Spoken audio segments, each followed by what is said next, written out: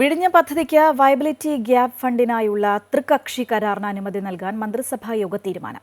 അന്താരാഷ്ട്ര തുറമുഖ വികസനത്തിന് കേന്ദ്ര സർക്കാർ അനുവദിച്ച 817.8 കോടി രൂപയുടെ വയബിലിറ്റി ഗ്യാപ്പ് ഫണ്ട് ലഭ്യമാക്കുന്നതിനുള്ള തൃക്കക്ഷി കരാർ ഒപ്പുവയ്ക്കുന്നതിനാണ് വ്യവസ്ഥകളോടെ മന്ത്രിസഭ അനുമതി നൽകിയത്.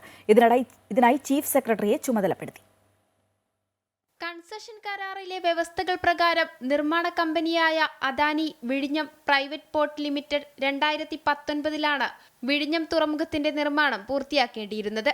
എന്നാൽ ഓഖി, പ്രളയം തുടങ്ങിയ 16 ഫോഴ്സ് മേജർ കാരണങ്ങളാൽ നിശ്ചിത സമയത്ത് നിർമ്മാണം പൂർത്തിയാക്കാൻ കഴിഞ്ഞില്ല.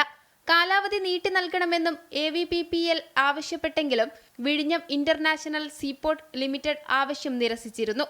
തുടർന്ന് ഇരുപക്ഷവും ആർബിട്രേഷൻ നടപടികൾ ആരംഭിച്ചു.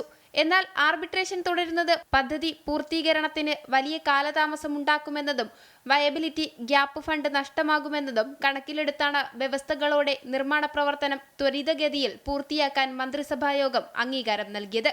ആർബിട്രേഷൻ നടപടികൾ പിൻവലിക്കുന്നതിന് ഇരുപക്ഷവും നടപടി സ്വീകരിക്കണമെന്നും പദ്ധതി പൂർത്തീകരിക്കാനുണ്ടായ കാലതാമസം മാപ്പാക്കി വ്യവസ്ഥകളോടെ 5 വർഷം ദീർഘിപ്പിച്ചു നൽകാനും മന്ത്രിസഭ തീരുമാനിച്ചു.